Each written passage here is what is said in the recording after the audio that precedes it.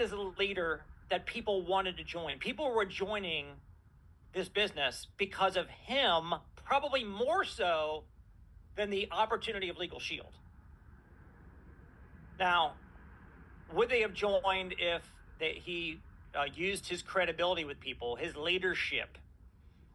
Would they have joined if he was selling used toothpicks? Probably not. Maybe not.